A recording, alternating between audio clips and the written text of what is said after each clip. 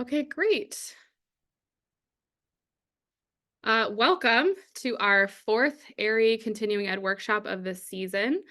This one's on teaching early season and low snow coverage courses, which I know is a perennial problem, or maybe not a problem, more of a challenge, hopefully after some of our conversations tonight for folks. Excited to have Keith Moon here to teach this one, and we'll get rolling with him in just a second here. But meanwhile, just want to let folks know that this webinar is being recorded, and because we're in meeting and not webinar format, your name and either your little thumbnail or your video will appear in the recording that goes up on our YouTube channel. And if you ask a question, that will likely make it into the final cut as well. So just to give folks a heads up that by remaining in the webinar, you consent to being recorded for this. And then just to ask folks, I think I have it set so that when you tune in, your mic is automatically muted. But if you're not talking or don't have a question, go ahead and mute your mic. There will be a couple points where we'll have bigger group discussions, and at that point, Keith will let us know, like, go ahead and unmute your mic, and we'll all have a great conversation. But for the most part, just to reduce feedback, and the more people we have on the line, just better to keep muted if you can. With that, I want to welcome folks. We're really glad you're here for another ARIES CE webinar. We have a bunch of opportunities this season, and there'll be an instructor newsletter going out later this week to let you know about some of the partnerships we have to offer some non-ARIES CE opportunities, like free admission to the Mountaineers webinar, leadership webinar series. There's some really great topics being discussed in that series. So you can learn all about that on the ARIE website or in this email that you'll get later this week. In the meantime, we're really glad you're here at this one, and we're looking forward to some great conversation from folks. We have, it looks like, some folks who are fairly new to the ARIE instructor pool, and a few names that I recognize that have been around teaching ARIE courses for a long time. So I think it'll be great to have some good conversation around this topic. And then we're just going to do a quick poll of who's in the room. Let's see. So you should now be able to see a poll asking what region you primarily teach in and what brings you here tonight. So go ahead and answer the poll. We'll give folks just a couple seconds to answer that, and that will kind of help Keith and me. I'm mostly just curious, and I like to know where everybody's showing up from, where you all are tuning in from. But really excited to have some Northeastern US representation here tonight. Exciting to see you all. We feel like we want you to know that you're not forgotten over there in the northeastern corner of the US. So we're glad to see so many of you. It was fun to look at the registration and see, like, oh, there's a lot of Northeast states here. So that's great. And we're excited to have Keith for that reason. But also many other areas in the US also have low snowpack beginning of the season. So cool. It looks like most folks have had a chance to answer. So I'm going to end the poll and share the results. Can everybody see the results of the survey now that I've thrown this up here? Awesome. Thank you. Great. So it looks like we have a pretty good spread of folks. We have quite a few from the Intermountain West and the Northeastern US. Pacific Northwest, I'm excited. I always think of Pacific Northwest as like so snowy. And especially right now, but I know that is not always the case anywhere, particularly like Pacific Northwest usually includes Eastern Oregon. And I lived in Boise for a long time, and we definitely had a lot of low snow in that area. So this is something we can run into really throughout the season in various parts of the US. So excited to see. We've also got a good spread of folks who teach rescue courses, ARIE ones, and folks who just live in a region where that's a common issue. So thank you. That's interesting to us to know where folks are coming from and what your interests are here. I'll go ahead and stop sharing. Whoops. Stop sharing my screen and this poll. There we go. Okay, great. With that, Keith, I'll turn it over to you. I will be here to help monitor the chat if folks have questions and to do some tech support, such as it is. But beyond that, I'll just be here because I also am excited to learn about this topic. So take it away, Keith.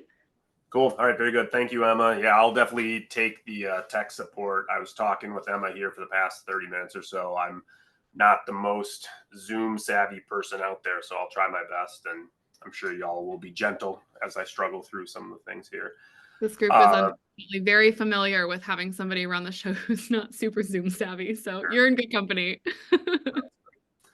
So very good. Yeah. So we'll jump into some slides here, but just kind of as a quick, while we're all faces on the screens for the most part, the format of this that I'm hoping to go through is maybe a little different than other CE webinars. That I hope that this is a little bit more of a dialogue based kind of session as opposed to just a lecture. And a lot of that just has to do with my opinions on the topic. And ultimately, I know, especially seeing a lot of familiar faces in this group, there's a lot of knowledge on the board here tonight. So it'd be great to hear a lot from other people as well. So with that, I will attempt to share my screen and get started here. This one. That's doing it. You guys see that, Steve? Yeah, cool. Yep, All right, looks very good. All right, very good. So, one of the things that as this topic was thrown out here, and it was talking about early season and low snow courses, and I kind of quickly started dropping the idea of early season out of this because I know, especially here in the Northeast, low snow doesn't necessarily mean early season. A lot of these issues and challenges exist all the way throughout the year. So I tried to stop saying early season and focused a lot more on the low snow, which tends to be in that early part of the year. But that's what we're going to talk about tonight. So, like I said, there's a bunch of people in the room here that I know and have met throughout the Northeast. But for those that don't know me, my name's Keith. I am a newly certified IFMGA mountain guide. I've been instructing ARI avalanche courses since about 2012, guiding since 2008, and I live full-time here in New Hampshire. So I definitely deal with my share of challenging conditions around the area here.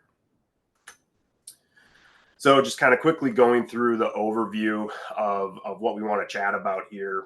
This will be a fairly quick session, to get through this stuff, but we want to talk about our goals for the program, kind of globally, what are some of the early season challenges, and then some tips of managing those challenges. We're going to end up doing 2 breakout sessions throughout today.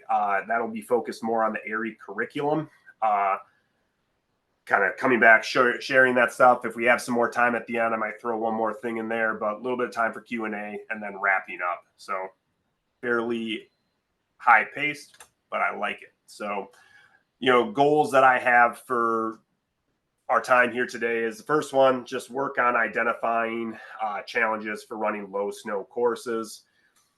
Now, a big thing that I would like to focus on is how do we reframe these challenges into opportunities, not just focusing on the negatives, but how do we turn those potential negatives into a new positive by just reframing how we think about it. So we'll talk more about that.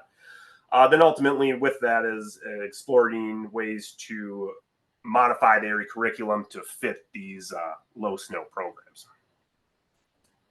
Just changing one thing on my slides here. Hang on a second.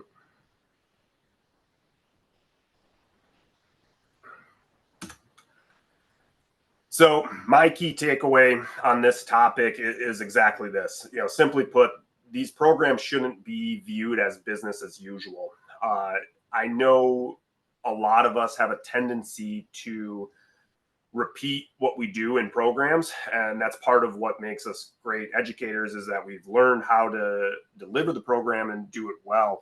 But I think really focusing on each individual course and how we can deal with the unique challenges they present will really up that overall learning experience. So focusing on each course individually, not just delivering that cookie cutter experience. That's my big takeaway. With that, I think it's really important to talk about how we can become better low snow avalanche course educators.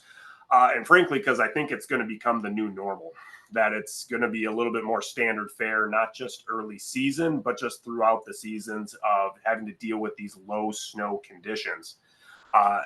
And then second of all, I know for myself, a lot of the students that I see early on in the years, especially before January, those tend to be people who are highly motivated to get out, or they have a trip coming up, or they're just really trying to get after it. Younger kids as well, or I shouldn't say kids, younger adults, college age people.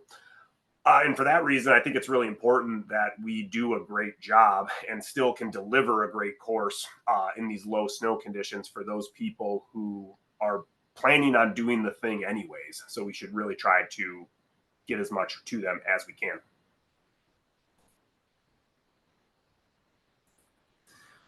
One kind of caveat with all of this stuff here is I just want to make it clear that, a lot of this, when we're talking about teaching these programs like this, a lot of this is opinion based. And so a lot of this, what I'm going to share is just my opinion on the topic. And ultimately, one thing that I think is very important is that low snow doesn't mean no snow. I do know in the past that there are some providers that have ran programs with no snow on the ground, and I personally think that's unethical. So as long as there's some snow that we can kind of still meet course objectives, then that's great. So here I just put in a couple of general universal challenges that we're all going to face when it comes to dealing with lower snowpack courses. So as we're talking about some of these things, if you got a pen and paper, just want to remember them, jot down some other things that you think of, and because we're going to come back and share some more as a group. So, or think of them or jot them down, whatever you need. But, kind of one of the first ones is this idea of low engagement, low buy-in. What I definitely have seen in the past that people are like, ooh, are we going to be able to ski on this course? And that instantly takes their engagement down. To go with that, sometimes students definitely have a certain perception of what the program is going to be. And if they think there's not enough snow to deliver that changes that buy-in as well. I definitely see this third bullet point as a problem here. And I know a lot of folks, it didn't seem like we had too many kind of Front Range Colorado people. Maybe I was wrong, but I know a lot of people in the Front Range of Colorado deal with this problem too. But a lot of users, a lot of providers, and little terrain to choose from. That's a huge problem, obviously. We may need to adapt our mode of travel from wanting to ski if we're skiers or split boarders to needing to be on foot, and that can be tough to get that buy-in with as well. And then just overall harder to meet the goals. So definitely take a second, jot down any other just general universal challenges that you know of, and we'll come back and share some more here in a moment.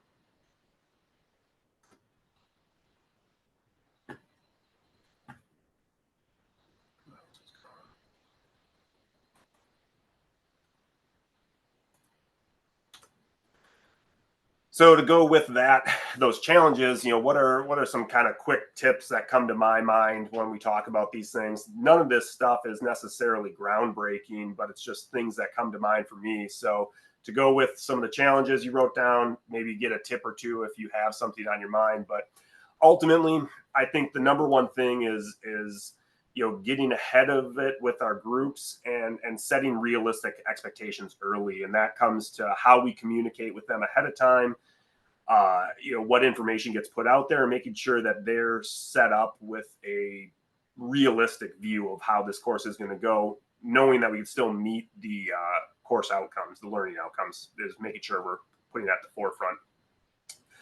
But then ultimately, focusing on the holistic curriculum and, jokingly, not just holes in the snow. And that can definitely be part of that buy-in piece that I definitely run into, of people assuming that avalanche courses are about digging holes in the snow. And as most of us know, or all of us know, that's not what a course is purely about. So focusing on the whole curriculum.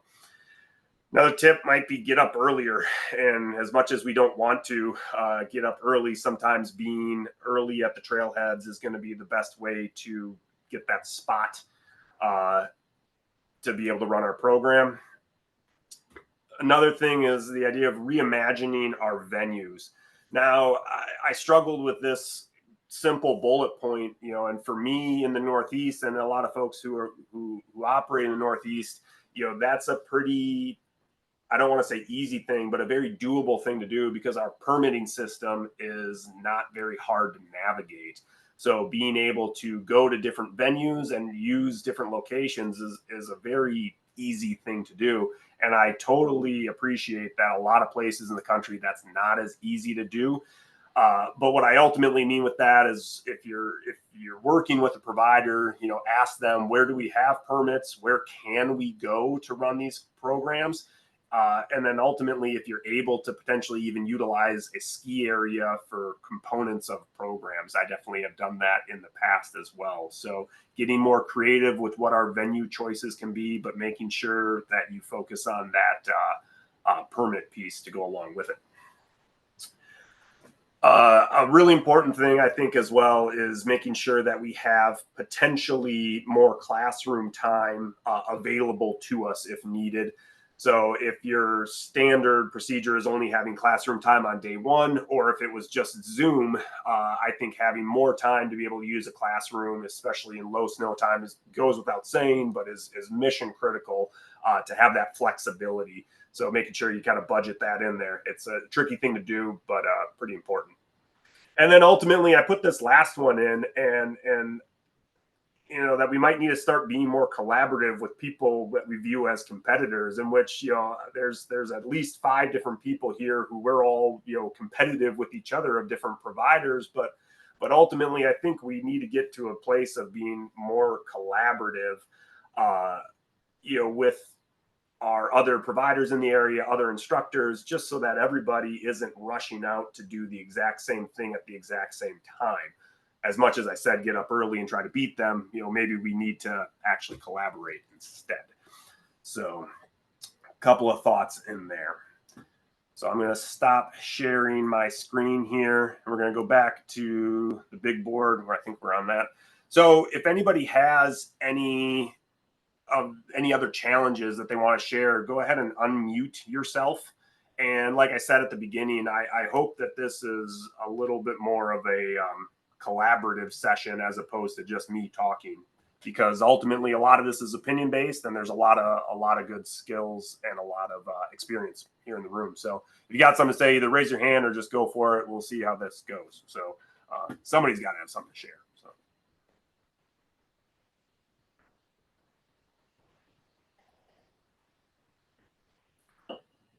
I think that a unique challenge to earlier low season courses is it changes the risk management a little bit. There's some unique risks that you have to look out for with like rocks and stumps and logs and stuff that might be covered up, later season. And so just planning that into your tours and where you might ski or dig or whatever the case may be. Sure. Yeah, that's great.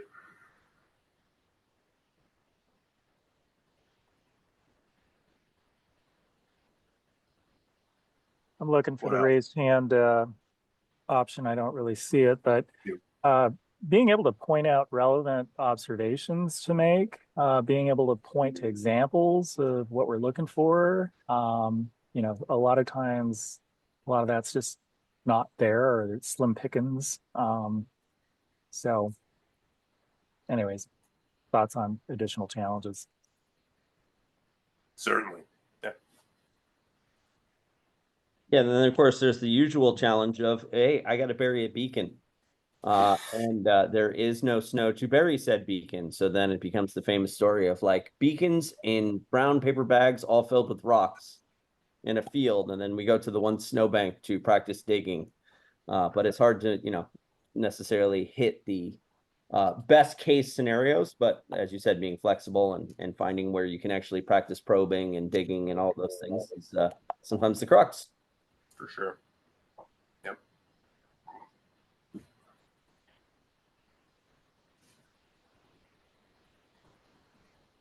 So anybody else have any kind of challenges, like just again, universal challenges that pop into their heads that we haven't talked about?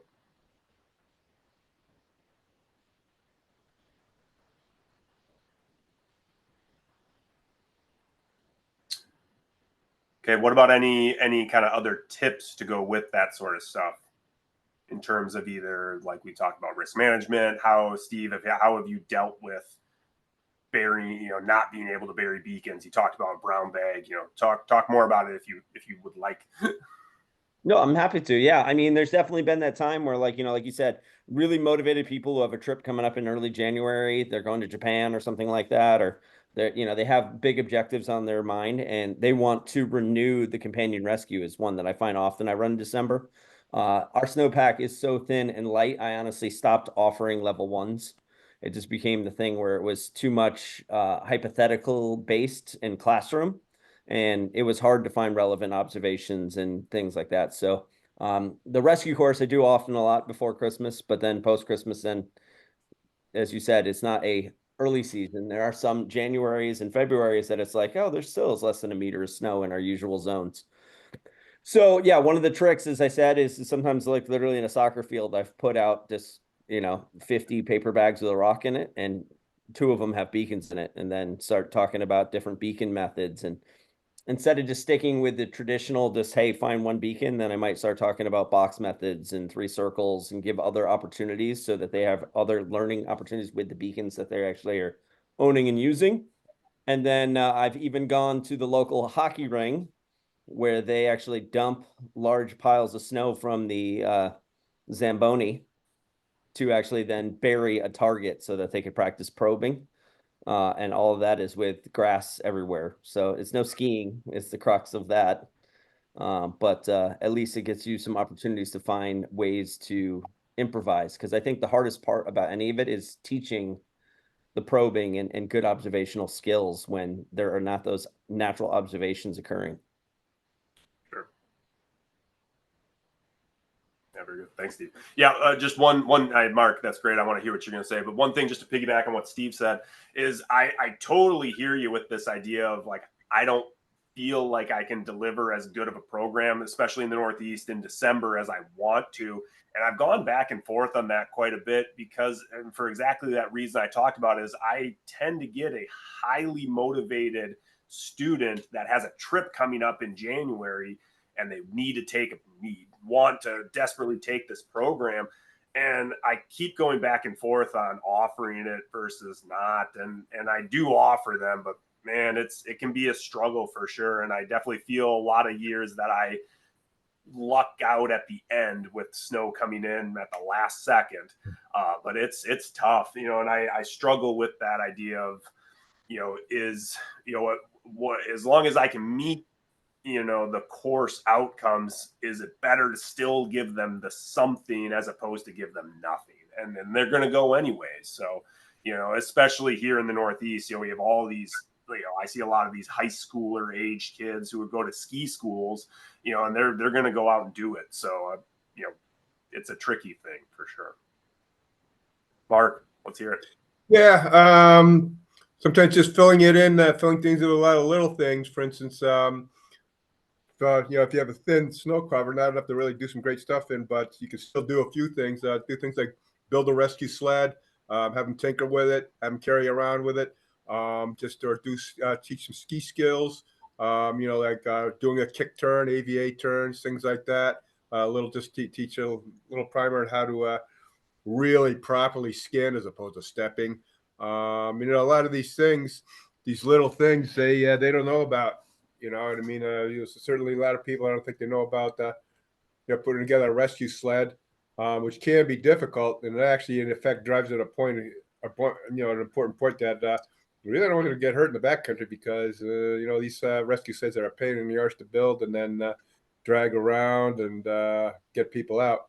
So just do a lot of little things like that. You got to just think a lot of little things, tidbits. They do add up, though, I find, after a while. Sure. Very good. Thank you.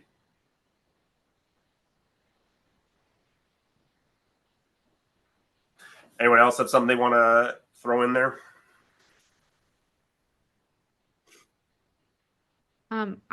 This is not my own trick. I saw this like, wow, that was so brilliant. And others may already know about this, but a couple of seasons ago, I try to get out and observe a couple of rec providers every season just to see what everybody's up to. And I went to observe a course in the Front Range in Colorado, and it was Thanksgiving weekend. So it was like Thanksgiving weekend in Rocky Mountain National Park. I was like, man, that's going to be gonna be pretty bare bones around there. And it was, there was not much snow.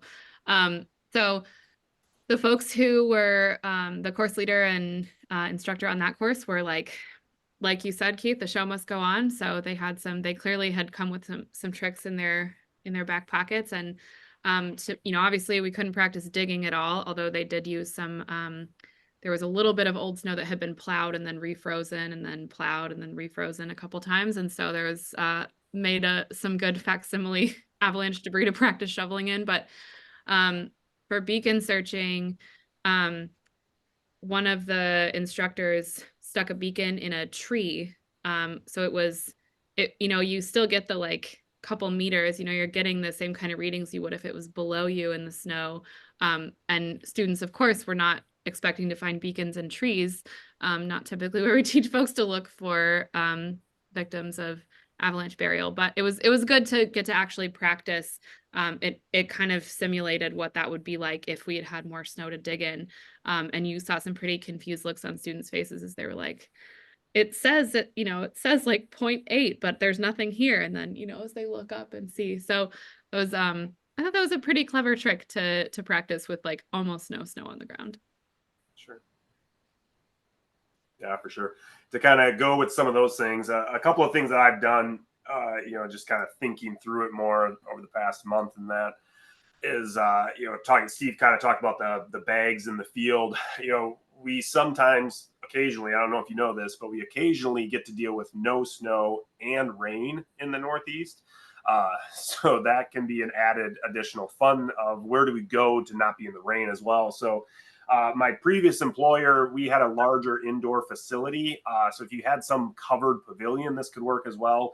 But I've used helmets as well, just to practice signal searches, laid out 30 climbing helmets, and there's a beacon under one of them. So it's not obvious where it is, and they can practice that signal acquisition and following that in. So trying to get creative with how can we still hit some of these marks without perfectly doing it.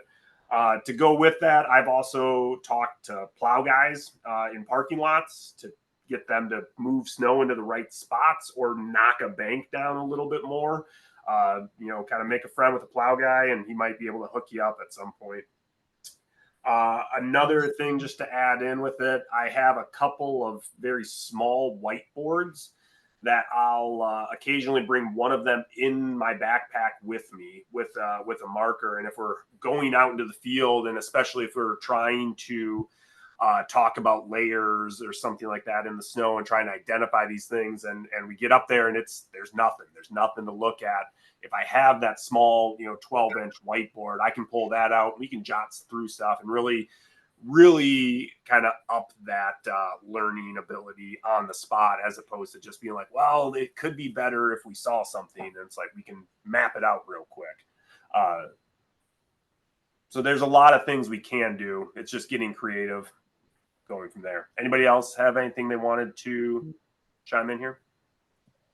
I had a quick question. I mean, I know not every resort has them, but I know some of the bigger resorts have beacon parks. Has there been thought of using incorporating that in the low snow time?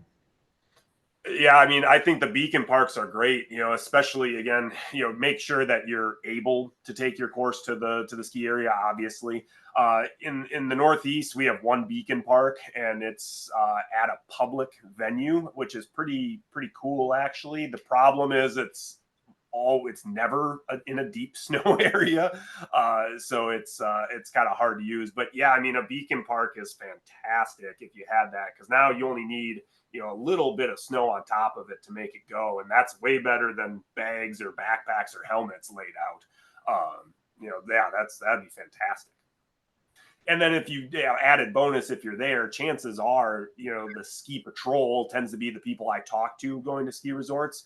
They tend to be all about the education side of this. And so they'll tell me, hey, you can go dig a hole over there out of the way. They'll tell you the spot to go typically. And that's huge. Being able to get that stuff is huge. Even if it's in man-made snow, just being able to put the shovel in, can save the day. Yeah, Jonathan. Just chiming on beacon searches. I found that's the one thing that's easiest to do in the off season, even when we've had ski patrol events in September. We have a Sure. lot of leaves here and other forest debris in New England. So yeah, you get anywhere near a bunch of trees, and obviously it's only a two-dimensional beacon search, but doing that is super easy. The first year I did it, I saved up in advance every single box that arrived from Amazon and whatnot, and put boxes in an open field. Then I realized, wait a minute, there's a tree line right nearby with tons here. of pine needles and leaves. Yeah, you can't see the beacon until literally well, you can't see it at all. Of course, it's two-dimensional, but still, I don't think that's the one thing we have going for us in Sure. the Northeast. Lots of forest debris. Of course, yeah. No, that's great.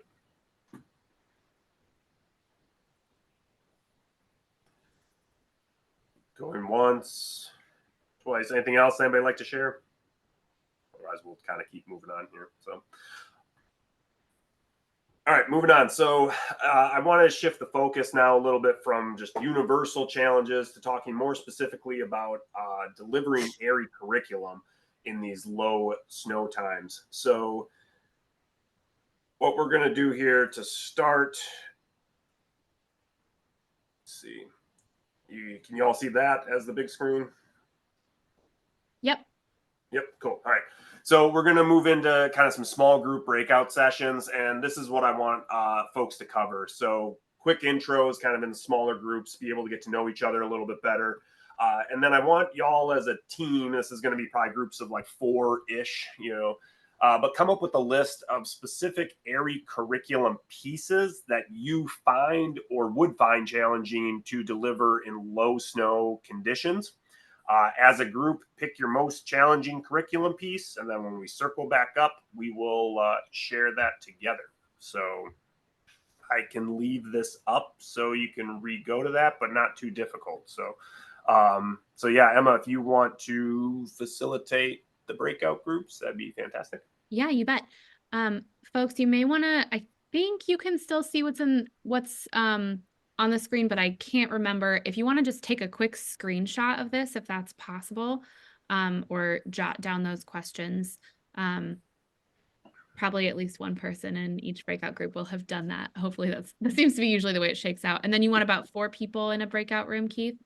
Sure. Yeah, 4-ish. I don't know. I was trying to do the math on who was all here, but yeah, 4 is a good number.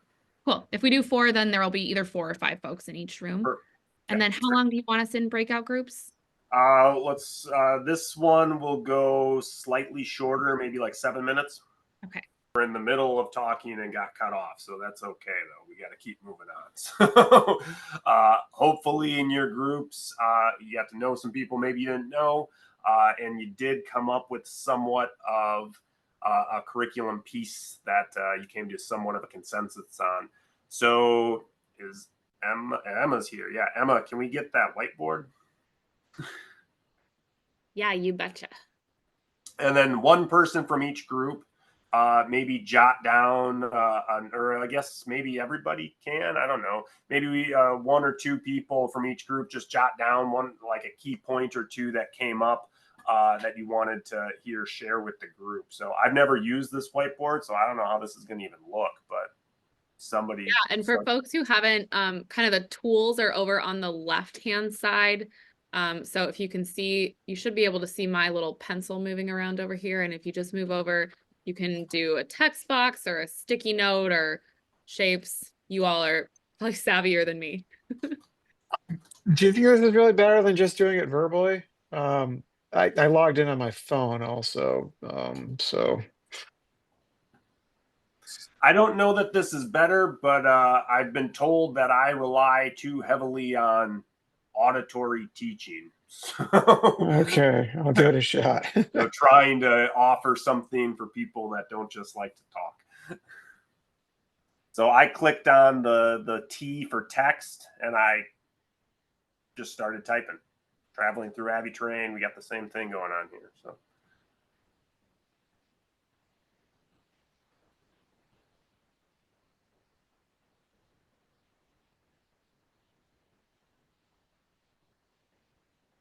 Where do you see the T for text? Maybe it's because I'm using my phone, but I see it all might be sorts because of. your phone. I'm on a large desktop. Yeah, there's a vertical column on the left side that I clicked on a T to get a text box.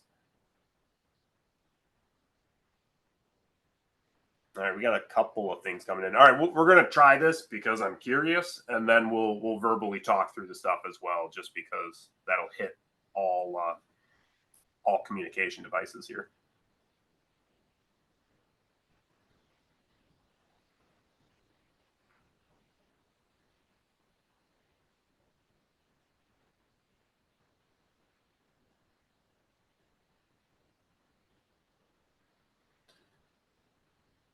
My biggest fear while I'm typing things out is my horrible spelling. So that prevents me from wanting to type. So hopefully people are just typing and not overly concerned about their spelling.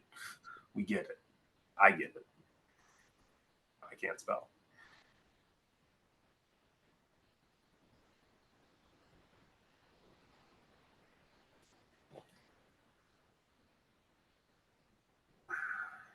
All right, we got a couple more things coming in.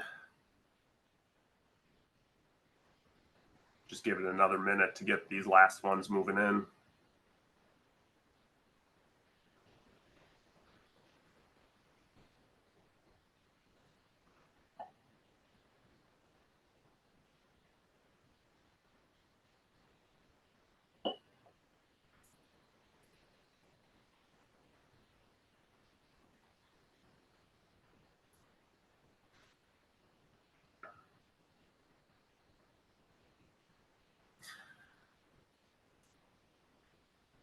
All right, so it looks like we're kind of wrapping up the typing in there. Just to then kind of chat through, we'll kind of talk about it a little bit as some of y'all can see this, or hopefully everybody can see this. But it looks like we actually have a pretty good, kind of similar themes, but a pretty large scattering of different challenges that people talked about. So traveling through avalanche terrain, that one's on there a couple of times. Layer ID and avalanche, then layer ID. Did I see that in there? One or two places, sure. But to deal with snow, obviously, layer ID, identifying avalanche problems, shoveling, relevant observations, things like that. That's all obvious and clear. So, Emma, is this is screenshotted somehow or something? So, because some of them are cut off on me. Yes, I think, let me just make sure I can. There's some magic way to save it. I think there's a magic way. All right, we'll go with that. Let me just make sure I can. Okay, I think we should be all set now. I've got a link to it copied, and I'll send this out with the follow-up materials as well. Cool, very good. All right. That like Yeah, close you want to go for it? Oh, do you want to leave it open or should we close it? Close it. Okay. All right, carry on. So yeah, thank you. So ultimately, identifying the problems is the easy part, right? That's not the issue here. The issue is really how do we adapt the curriculum into dealing with these problems, and in my opinion, that's really where we come back to this. How do we change our mindset from focusing on the problems to focusing how do we change those into opportunities? So I'm going to go back to sharing my screen. I think this one, share, and here. Look me. All right. So when we're talking about, like I said, identifying problems, that's not challenging. We can do that. But how do we change these challenges into new opportunities? So I picked kind of two pieces here just to kind of take a look at and going from there. So, a challenging curriculum piece to potentially talk about is recognizing avalanche terrain. So how can I reshape this problem into an opportunity? Well, my opportunity now is to focus on non-snow terrain assessment. This is a fairly easier one to deal with, but just kind of shifting that mindset and not just focusing on the challenge of how do we look at it from more of an opportunity base. So that one's not too difficult to kind of wrap our heads around, but a slightly trickier one when it comes to a specific curriculum piece again of, what's the challenge? Well, anticipating the hazard, that can be challenging in a low snow environment. But thinking again of what's the opportunity that this presents? Well, it again, fosters that resilience and adaptability in our students. It also makes us, as we all know, we need to be adaptable. We need to be have multiple plans, but how do we really teach that? So when we're talking about anticipating hazards, we instantly now have to, bring up this idea of how are we adaptable and how could we be more resilient with this? So just kind of reading through some of these things here.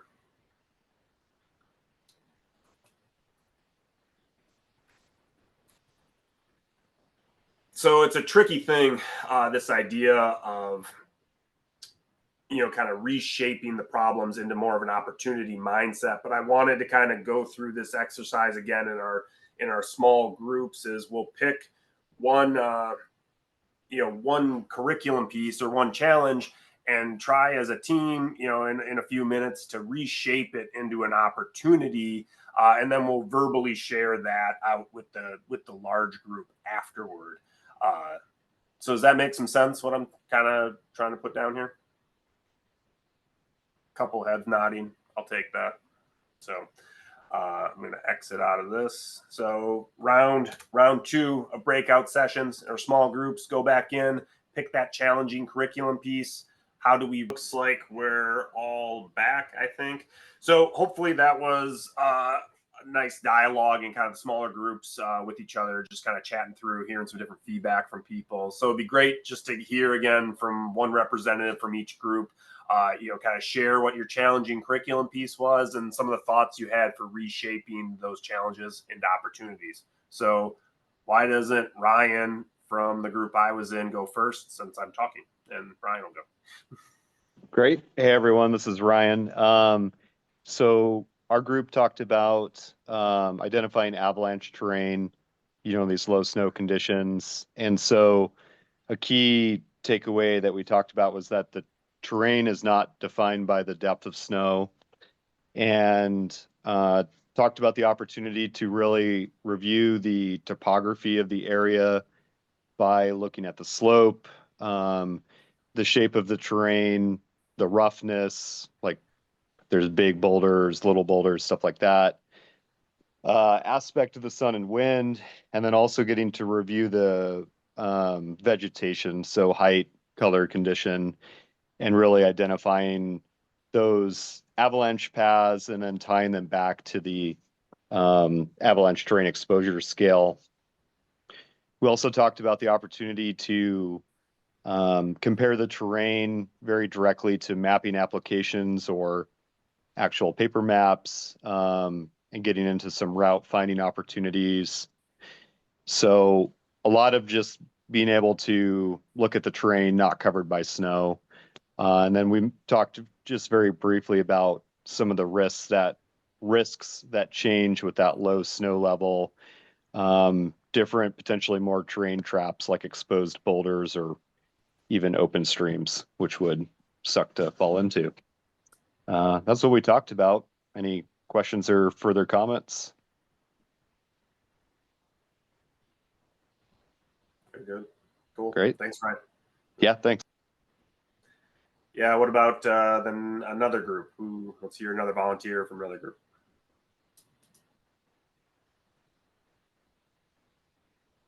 I'll pipe in. Our group of 4, we acknowledged the lack of observations that come with low snow years, and also the risk versus reward of going snow hunting to just get a little patch, and then all of a sudden we find us in terrain that is so low tide that there's worse risks than if we had greater snow just to get out. So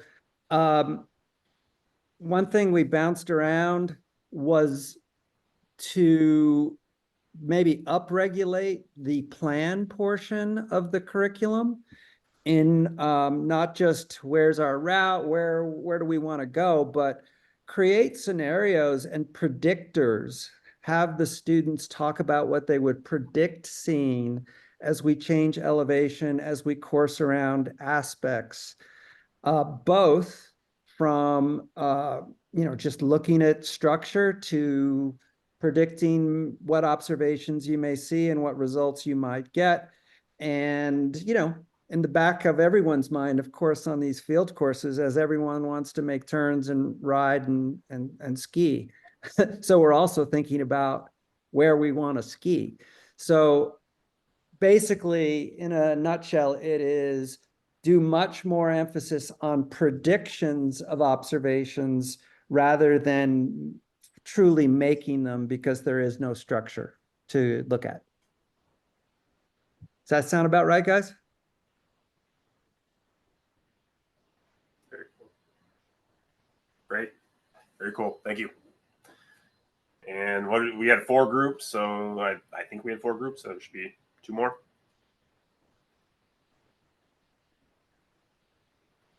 Who's next? I'm happy to jump in for our group. We talked about basically looking at risk versus reward, whether it is a high snow year where there's so much challenge that maybe it's just too dangerous to go versus too low, and having to make sure that we have some terrain choices based on that.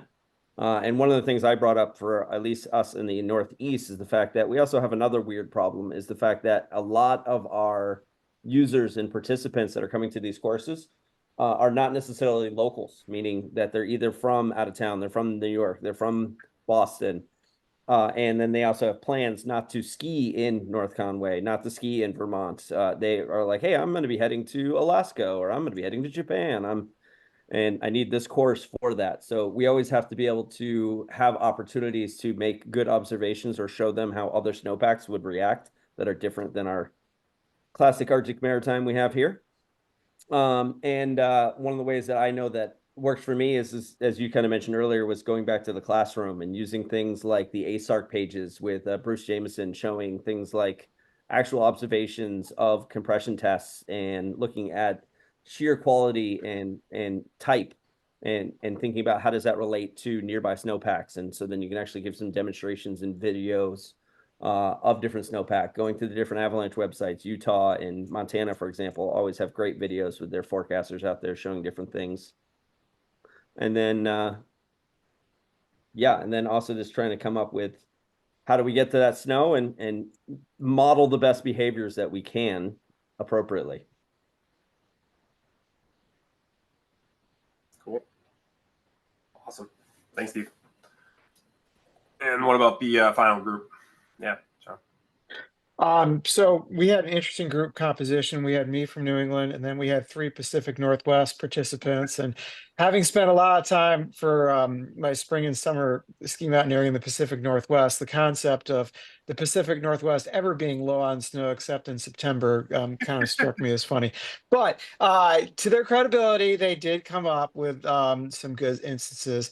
And one thing that I thought was especially interesting, as I bemoaned how out east, our terrain is so binary for avalanches. You're either in a wind-loaded couloir or you're on a cut ski trail with truly no danger of avalanches. So a lot of courses often degrade kind of to the avalanche equivalent of gator watching. It's like, hey, there's avalanche terrain. Well, we can't get close to it or else our head's going to be chopped off. So we'll stay here and be safe. And we're missing out on all those subtle shades of gray that are so important for really understanding how to travel through avalanche terrain.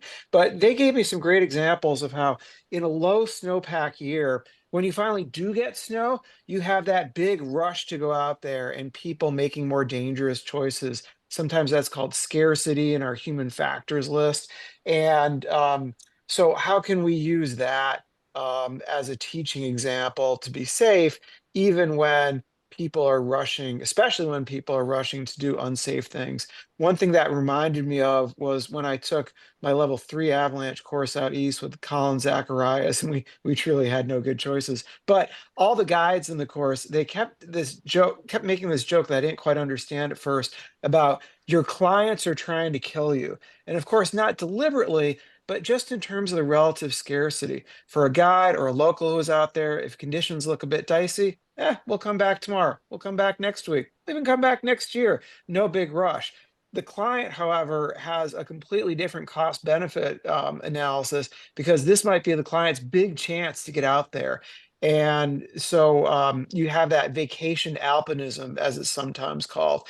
And when you have a low snowpack year and suddenly you do get snow, everybody is in that same mindset because they're thinking, wow, we haven't had this chance all year. Suddenly now it is, and there's a big rush to get out there. Awesome. Thanks. Yeah, so that's all great stuff, gang. Like I said, you know, the big kind of picture that I wanted to get out of this was ultimately not treating these programs as business as usual. And I think a key way to do that is it's easy to focus on the challenges or the problems, you know, but how can we reshape those into opportunities? So I challenge y'all to continue to do that with the different curriculum pieces, you know, hopefully take some notes out of this and going from there. But at this point, we're getting close to the end. So I just wanted to give an opportunity if anybody had any questions that came up for this or specific things they were thinking about, different thoughts, or just wanted to add anything here at the end. I got a couple of notes that I'll jot out as well, but anything that anybody wants to add in here at the end, now is the time.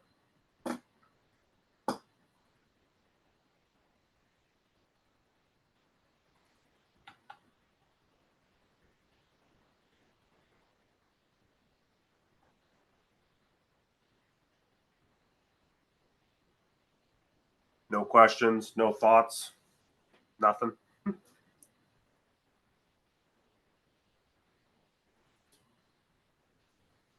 No, just I think it's a good job teaching this, all things considered. I mean, it's tough to address, it's painful to address. Let's face it, it's kind of a shitty topic to address, but it needed to be done. Yeah, you know, for sure. It has to be addressed. So are there any conditions where any minimum conditions? I mean, what if you just have dirt? Sure. I mean, and so again, this is all opinion. My opinion is it would, my again opinion, it's unethical to run a no snow avalanche course unless for some reason I had a specific group of people that all knew each other and knew exactly what they were getting. That would be the only reason I would potentially offer something like that. So to me, low snow doesn't mean no snow. There needs to be something there, in my opinion. Now, you know, we can do a lot with a little, with some creativity, but there needs to be something for sure. One of the biggest things I kind of circle back to in the beginning is, you know, the key things that I found, you know, to really help me, you know, facilitate better programs in horrible conditions is being honest about what's coming, you know, being communicative about what the expectations are going to be, and making sure that I can set those expectations from the baseline. If I don't think we're going to be moving on skis, then I'm just going to tell people, be like, hey, don't bring your skis. And if that means that person wants to take a different program, you know, maybe that's the case. But, you know, I definitely will run, you know, a full group of 6 people or 12 people who are all skiers, and we're all walking around on foot, but we're still able to meet learning outcomes. They knew those expectations coming into it, and they want the education before they move. Like Steve said, you know, we routinely get people from New York, Boston, wherever, and they're going to Colorado, they're going to the Alps, Japan, whatever. And so they kind of need this information. So whatever I can do to set those expectations, front load what reality is going to be, and then still deliver on the program is huge. So my critical thresholds is I need to be, I guess if I had to really pinpoint it to something, I need to be able to get to snow within a 2-hour walk. No. If I had to give something as an absolute, and that kind of fits one of our specific places we go around here. Folks from the Northeast kind of know that, but that it works. It definitely does still work. That's a long walk. Yeah. but it's a great opportunity to talk. Yeah. Do you mind if I just jump in with a little airy perspective on that too, Keith? Yeah, I would love to hear it.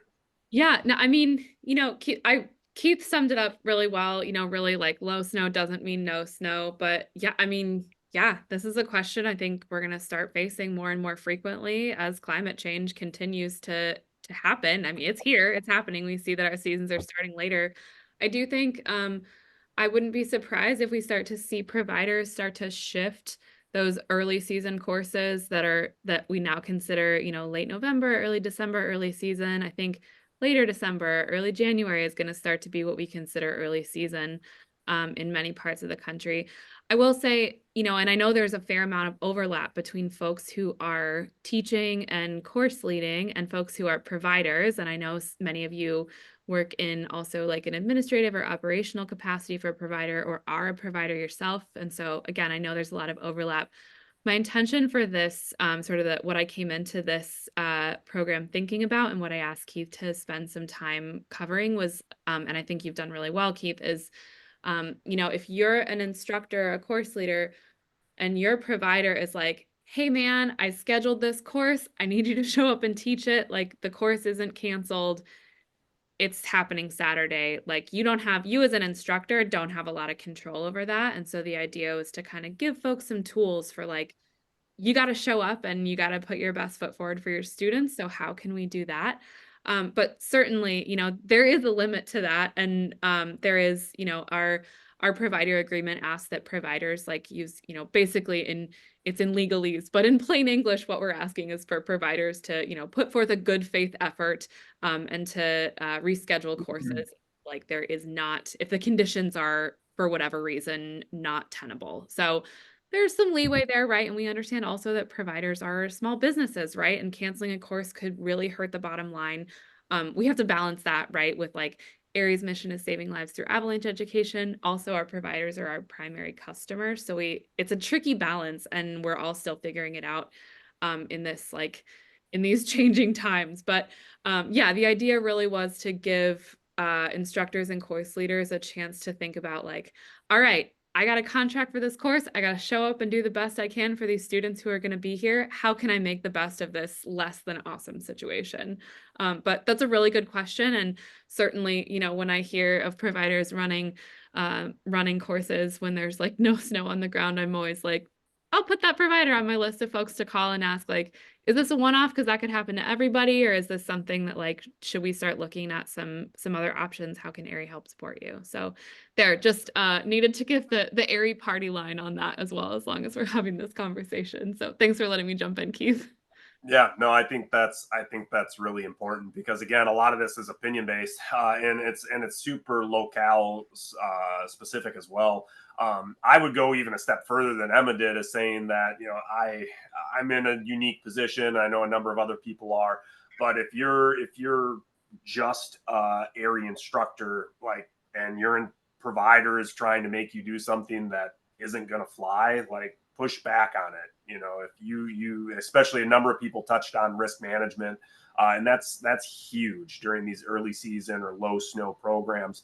That has to be priority number one. It's not just about making the dollars. So, push back. Don't do the dirt trip for sure. I don't know if this was brought up, but I think there's certainly opportunities when you do have low snow conditions to point out, here is where a trigger point is going to emerge.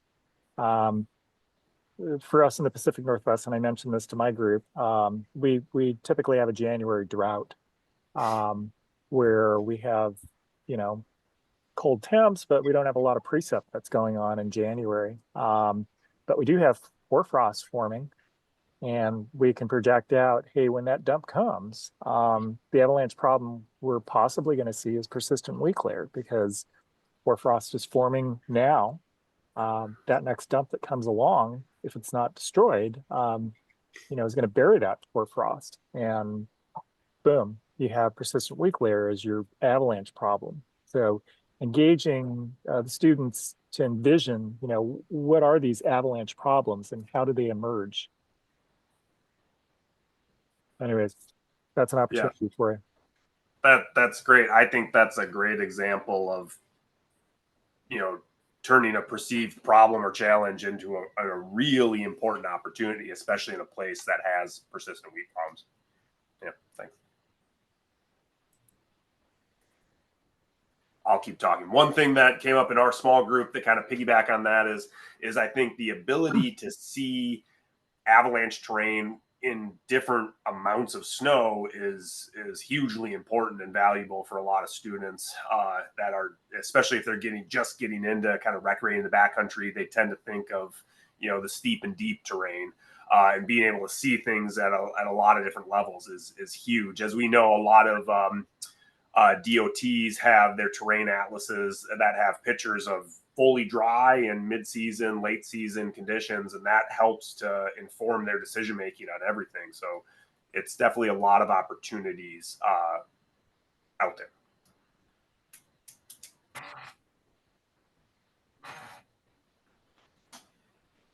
Any other thoughts or things that anybody wants to add here to the end?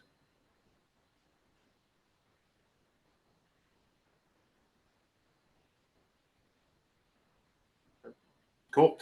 All right. So just kind of wrapping everything up, going back to my kind of couple of key takeaways I hope people got out of this is, first and foremost, focusing on treating each course individually, kind of throwing the cookie cutter away for these type of programs. Each one is unique. Each one presents unique challenges and opportunities. And work, throughout your season and career to change those challenges, reform them into new, unique opportunities. I think there's a lot of instances where we can do that and not just focus on the problems and how we can reformat this into a unique opportunity. And to go with that, I think it's really important to allow yourself the leeway to try new things, adapt your programming and continue to grow. I think that's critical as educators. But there's a guide in the area around here who just got a Lifetime Achievement Award, actually, who would routinely say, if you're not growing, you're dying. And I definitely, I can appreciate that. And I like changing how I deliver the programs, and analyzing, did it work well? Did it not? How can I tweak this in the future? So don't be afraid to give yourself those opportunities to try new things, for sure. So hopefully you came out with some different thoughts on how you can deal with some of these early season challenges, whether they were tips from any of your small groups or in the big group, and just different ideas of how do you reframe challenges into opportunities in the future. But I appreciate everybody kind of taking the time this evening to be here, and hopefully you have a good winter season coming up, and a number of y'all, I'll see you up here soon enough around Christmas time typically, and hopefully have a great winter. Appreciate everybody. Great. Thanks. Thanks so much, Keith. Thank you. We'll Thanks, send everyone. out a link to the feedback form, and I'll just drop that link in the chat here as well. But we'll send around the recording of this session, and Keith will, if you're willing to share your slides, we can send those around to folks as well to jog your memories. So I'll include great. that as well. Perfect. Here is a link if you have a second to just leave your feedback now. In the chat, yeah. That should have just shown up in the chat. And then, yeah, keep an eye out for the recording. I try to get those up within a week, and usually I can do it a little bit quicker. So, yeah, that's the plan. Keith, thank you so much. This is great. Really appreciate it. This is not necessarily always a fun topic, but an increasingly important Very one. important. Really sure. appreciate everybody's participation tonight.